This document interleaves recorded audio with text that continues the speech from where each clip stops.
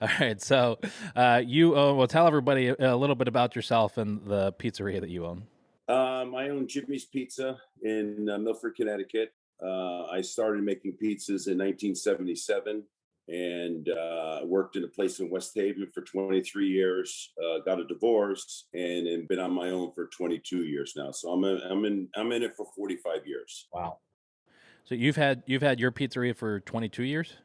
Yeah, we started in Milford in 2000. Okay, wow. Somebody up here, they were trying to figure out the local pizzerias and the ones who have been doing it for that like as many years as you have, or less, and they asked them how many pies that they've made.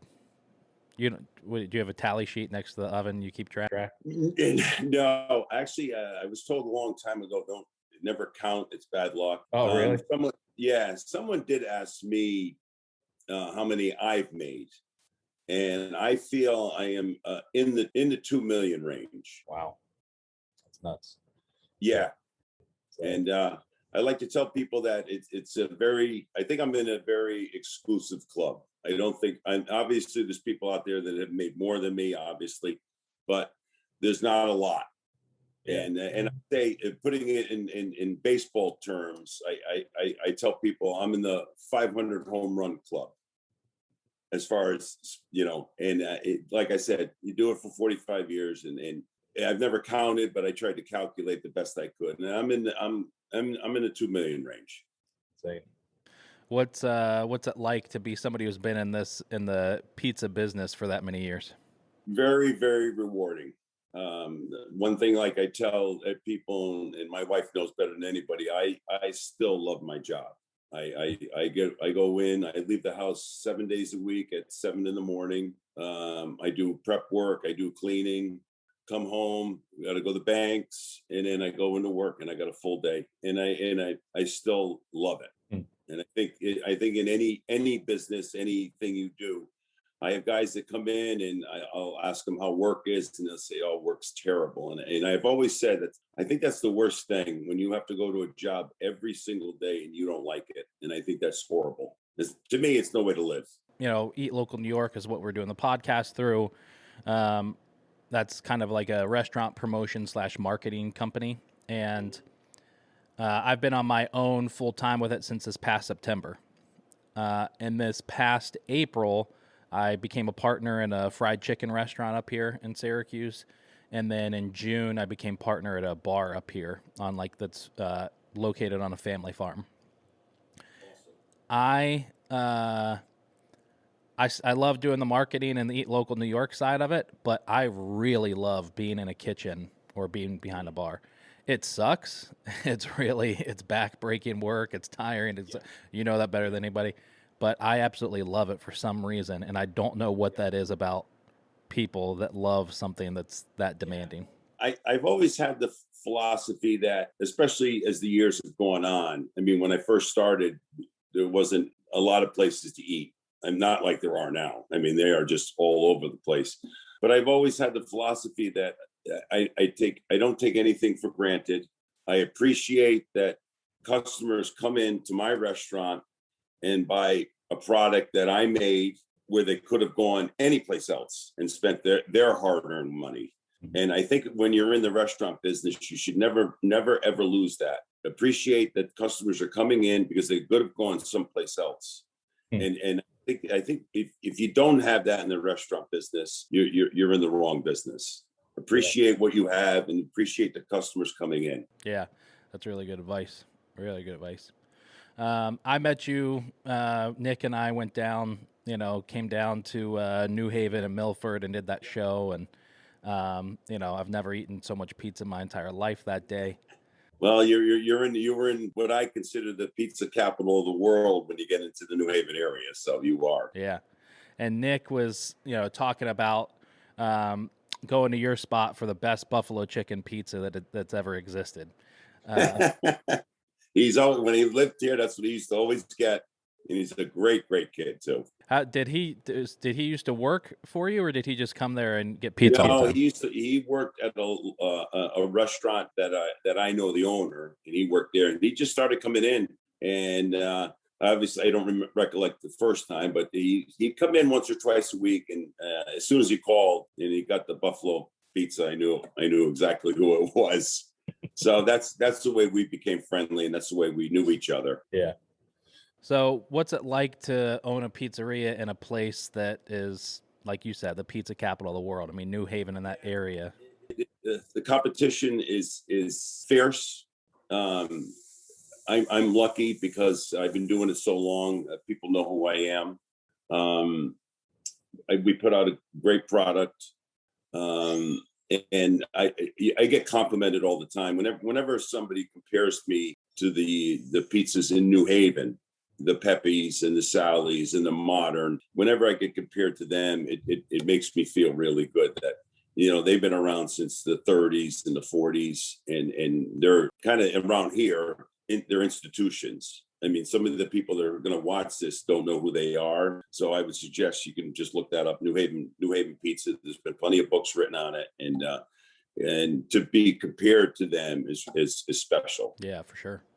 Well, now, are you doing coal fired in your pizzeria? No, I've always used gas. I use Baker Pride gas. I've used it forever, and to me, it's an even bake. Coal is number one, messy, and I think there's a lot of uneven areas in the oven. You have your cold spots, hot spots. Where what I find with gas, it's more of an even cook. Yeah. What do you? I mean, I'm sure you don't have a whole hell of a lot of free time, right? Because you own a freaking restaurant. But are there a lot of? Is that kind of like a New Haven thing for a place? I mean, I know coal fired is, but is it a thing where do you see a lot of like new shops opening up in the area that are like just trying to replicate the old stuff? Yes, as a matter of fact, there's quite a few in the area that really don't even call themselves a name. It just says New Haven style, which I don't like. I call it my style, right? But they're just trying to feed off the New Haven name. So that's what they do. And I've never tried any pizzas in the area. Whenever I go away, I'll ask locals, which most of them are horrific, but especially, when you get to different states that really don't know what pizza is. Yeah. And so I try different places. Sometimes when we go away, we'll go to Cleveland, we'll go to Chicago, stuff like that. And I'll try, and some of them are good, but some of them are just, wow. Yeah. And around here, a lot of them don't last. Because from where I am right now, in 15 minutes, I could be in New Haven. So, you have to have I think a special product. And I think we do. Yeah. I mean, that Buffalo, Nick was right. Nick was right about pretty much all of them. Towards the end of that trip, I forget the last place he went to, but I just couldn't take another bite. And, but yeah, I mean, some of the best pizzas. I hate to say it, the first New Haven style pizza that I had was in Chicago. There's a brewery there called Peace Brewery and Pizza, and the owner is from New Haven. Right. He flies all of his kitchen staff back to New Haven like every 2 or 3 years so they can go around and just kind of refresh themselves.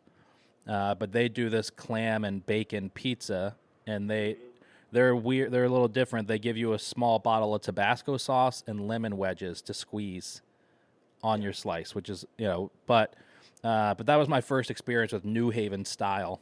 And, but then going down there with Nick, it's a completely different world. Yeah. Well, that's a different world. Yeah. So, yeah. So do you have a favorite style of pizza outside of, your own? No, I just like I like more of the thin crust, which is around here. That's what people eat. I tried the deep dish in Chicago, and I didn't care for it. Yeah, it's to me, like I said, it's more like a meal than a pizza. Yeah, and so it was a little too much for me. Yeah. But listen, to each his own. Yeah. If you like it out there, good for you. Good for you. I flew, a buddy of mine here who owns a couple breweries is from Chicago, and we flew into Chicago for the day, similar to what we did with Nick, and ran around and tried 3 different pizzerias there, 3 different styles. And yeah, it's a completely different thing. You have a slice and you want to take a nap. Yes. Yeah. I don't remember the place I didn't like, but the place in Chicago I thought was pretty good was called Lou Malnati's. Yeah. And I think they're well known anyways in the area. Yeah. That was actually, they had a deep dish, and they had like what I call, New Haven style thin crust. And I thought that was pretty good. I didn't mind that one at all. Yeah. So what's a day in the life look like for you? For me, I usually leave the house around 7:15. I do that 7 days a week. A lot of the stuff we make our own. So I go in and I'll do eggplant, I'll do dough, I do some cleaning. And then right after I leave, my brother comes in because we do our own chicken. We do our own meatballs for subs and for pasta dishes. And then we actually do our own sausage for pizza. So we buy pork butts, grind it up, spice it. So a lot of it, everything's homemade that we do. We use fresh mushrooms, fresh peppers, and I think for the most part, people appreciate it. And they can tell. Like we do our own fried calamari, we do our own buffalo shrimp. We everything's made in house. Everything's possible that we can. Yeah. And I think you can. It's a lot. Oh God, it's a lot of work. So I usually go to the restaurant about 7:15. I'll get home at 9. I got to do the money bags from the day before. Then I go to the bank and then try to get to the restaurant about 10:15. Wow. And then I'm there. It's so funny because someone said to me the other day, I never thought about it. At my age, you should be working less hours than your age. And I'm not. And he goes, I never heard that before. And I thought that was pretty good. Yeah, I'm probably around 70 hours. Wow. But like I said, I still love to do it. Yeah. My body's starting to break down a little bit. So hopefully soon I'll be able to slow down a little bit. But no matter what, I'll be probably doing this until I die. Yeah. Because I just want to slow down a little bit and a little less time. I have grandkids now. And so, it's a great business, but you have to be there. I'm again kind of old school where if you own it, you should be there. Yeah. I know a lot of places in the area, not just pizza, but a lot of places where the restaurant guys, they're just never there. And I'm like, they own it. But I think people appreciate when you're there, when they walk in and they see me. I think people appreciate that I'm there, and people drive by. Oh, I saw your car there at 7 or 7:15, and I say, yeah, you guys just come in and pick your pies up, and that's it. A lot of people don't get what goes before that, all the preparation. And if you're in the restaurant business, Yeah, for sure. It's for years, I've been doing this Eat Local for 5-6 years, 6 years, and I've been working with owners, and I thought I had some idea of what it was like, and I always knew it was rough. I mean, my parents have owned restaurants when I was 10 years old. I remember washing dishes at my dad's diner, so doing stuff like that. But I've always had people tell me for the past couple years, because I love cooking at home, and I'd post pictures on Facebook or whatever. And people would always say, "Oh, you've got to open a restaurant. It's in your blood." Da da da da. And I used to always tell them, I couldn't think of something like the worst possible thing that would happen than to be a restaurant owner. Now here I am, a year later, and I'm a partner in 2. But I love it. I absolutely love it. But it is incredible work, and like what you're talking about, it becomes your entire life. It's every single day, every single hour. Yes. And I think if you do it right, that's unfortunately what you have. Yeah. That's what you signed up for. And like I said, to me, I want to be there. If there's an issue, I'm going to be there. If I'm not there, then I can't handle the issue. So, but knock on, listen, all the pizzas that we make during the week, we have, very few complaints. But I don't care who you are. You could be the best restaurant in the world. You're going to get a complaint. It just happens. So you just deal with it and try to fix it. And I don't like to go by the customer's always right. I think that's an old term. You try to fix it, but if the customer's wrong, I try to do it in a subtle way of telling them, I just won't come out and say, some guys would probably just come out and say, you just leave. I try not to do that. I don't want to do that. I try to fix it if I can, even if I think they're wrong. Yeah. So what's the, what's something that is one of the biggest struggles that you've got as a restaurant owner? So right now, heat. Because of back to where the kitchen is, and where the ovens are, you just can't put air conditioning. So the heat, as I get a little older, I'm struggling with the heat. The workers, obviously, you hear horror stories. I've got some pretty good guys in the kitchen, thank God. Like I said, my brother's there. I have family who helps. My wife comes in and helps. I have my niece and nephew. They help me. And price, I mean, my food cost has just skyrocketed, and I try, I've gone up in price just one time in the past 2 years. And I know some restaurants have gone up multiple times. I try to be fair the best I can. I don't want to rip people off. And I know a lot of people struggling.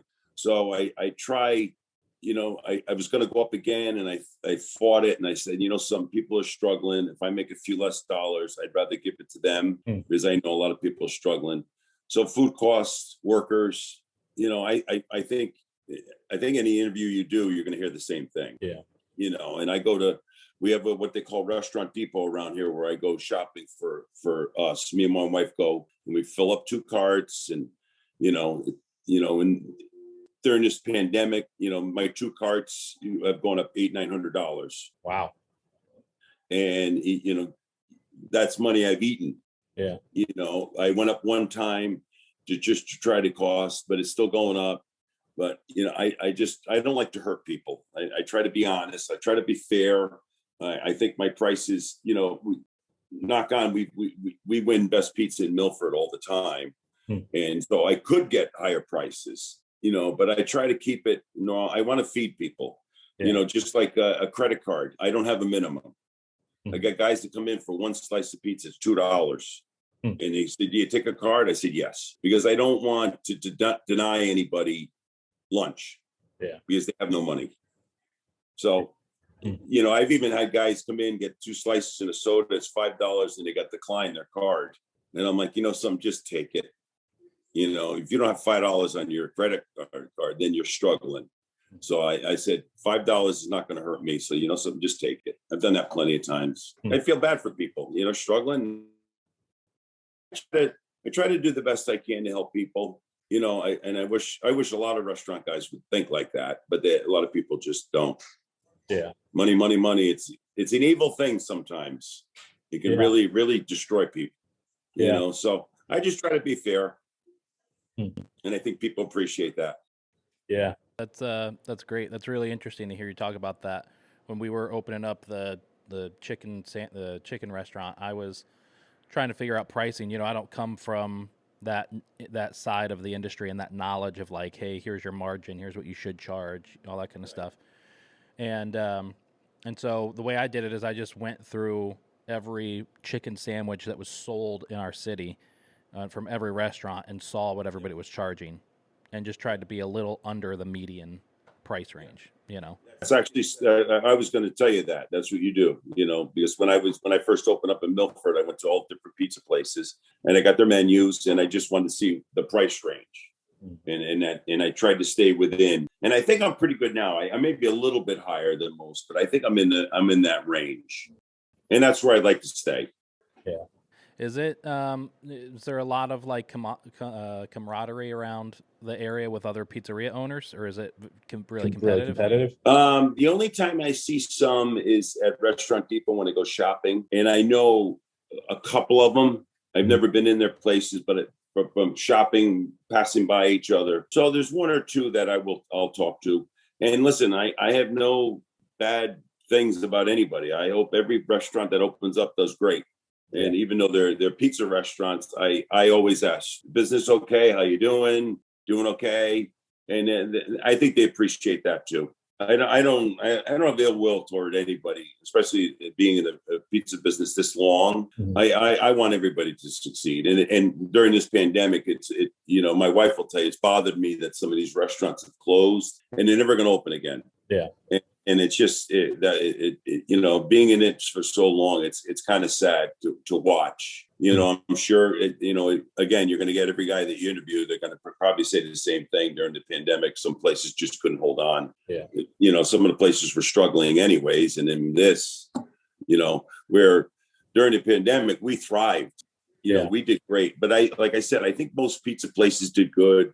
Delis did good.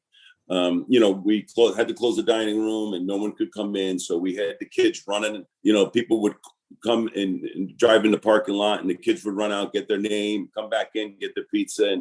And the kids were doing great. The people were so generous. These 18, 19-year-old kids were pumped at the end of the night with the money they were making. They were so happy. So we kind of thrived during it, So, and then we started letting people in a little bit, and everybody was happy. I kept glass in a takeout area in front of us for a long time. As a matter of fact, we just took it down recently. Okay. And customers come in joking, "Oh, you're not in prison anymore," and this and that. But we just, like I told people, if I got it or my brother got it, we would close. Yeah. So we were really careful about it, and I think people again appreciated that too. That we were they loved our system. Sitting in the car, a lot of people wanted no contact at all. So they'd call with their credit cards and then they'd open up their trunk and the kids would put the product in their trunk. So I think a lot of people appreciated what we did, and I think we did it right. Yeah, that's great. Yeah, it's a lot of places. I mean, with how awful everything was going on in the world, but there are a lot of restaurants that did well during the pandemic, especially in the early days. Yes. And, Yeah, we, like I said, we got lucky, and I think most pizza places really thrived on it because I lost the dining room, but my business is 70% takeout anyways, and dining room was 30%, so we didn't lose, but takeout picked up. Yeah. So we were fine, thank God, we were blessed and we were good, and like I said, I think most pizza places were good. Yeah, that's great. So, I know you're busy. You got a shop to open up, but a couple more questions. So, what's worked for you after all these years? If there is one or two or three things you could say, you know what, these things have really worked, and what would they be? Yeah, I think number one is hard work. I like I said, you have to be there, and two, I think putting out a good product. Don't skimp on anything. If something costs you a little bit more, get it, because in the end, the customers will see that you didn't quite do it. We're good now. So my wife and I go out to dinner and we buy something and they bought it in the store, or this is made here. Yeah. So I think it sometimes it costs you a little bit more, but don't skimp on anything, and be generous with your product. We've been out. Some of them are what I call fancy schmancy places, and you get an appetizer and it's tiny, and I'm like, God, don't rip me off. I know you're paying for it. Don't rip me off. That is something that has completely changed in me since having these restaurants and going out to eat. I'm like, oh God, I know what you're paying for this. Yes. So don't skimp. Be generous, and I think another, be polite. Yeah. To people, and I think they appreciate that. I know when people walk out the door, they're saying, "Oh, they're nice people," and I get a lot of. We have young kids working for us, but they all know what they're doing, and we've had so many people come in and say, "Oh my God, this place is run the way it's supposed to be run." I don't have to tell the girls anything. If I start running out of moots, they come and bring me a bucket of moots. If my tomatoes are low, they bring me tomatoes. I don't even have to ask them. And people see that. Customers have seen that and said, "You guys, you're like a machine over here." And I think that's good too. I think you have to. We didn't really talk about employees, but this is another thing. There's too many bosses out there that are just pain in the asses. Yeah. And I think you have to treat your employees good, because if you treat them good, they're going to treat you good. Yeah. And my kids, like, I don't charge for food. When my My kids want to take a pizza home, take it home. You want to order wings, order wings home. You want pasta dinner, bring it. I don't charge them. And one of the girls that works for me works for another place, and she goes, "Oh, they give us a 20% discount." And I'm like, and you could tell her attitude wasn't good. Where with us, we give them, take it home. And at the end of the night, I got the guys in the kitchen. We all have a couple beers at the end of the night, and they they appreciate that. Yeah. So I think you have to treat your, the thing is with employees, don't get too close. You don't want them taking advantage of you. So you have to keep a little bit of a distance from them. But I think if you treat your employees right, you're gonna get feedback from customers saying, "Well, you guys are really good." Where if the guys,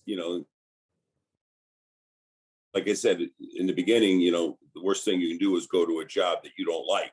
And if your boss is an idiot, you don't like going. Most of the guys or girls are probably going just for the money, the tips and everything. They deal with it. But so try to be nice to your employees. Yeah.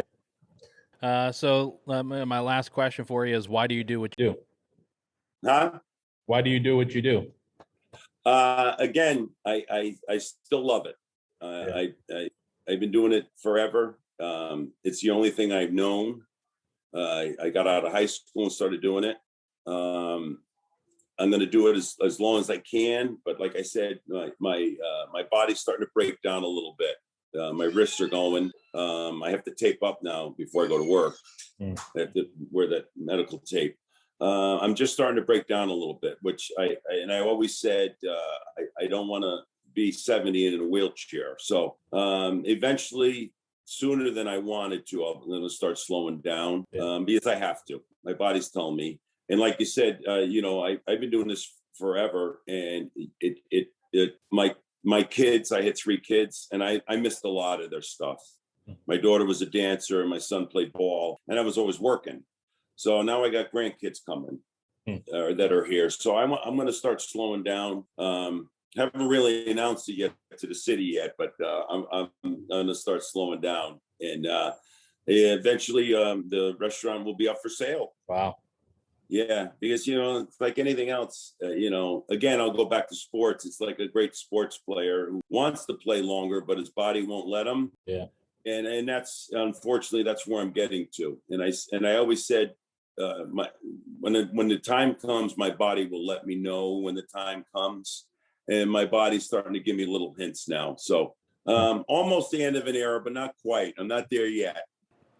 Well, I'll make sure and get back down there soon then for another buffalo chicken pizza. Yeah, no problem. Yeah. Jimmy, thank you so much for taking time to do this. I appreciate it. You're welcome. Anytime. Yeah. Appreciate it. Thank you. All right. Be good. Be good.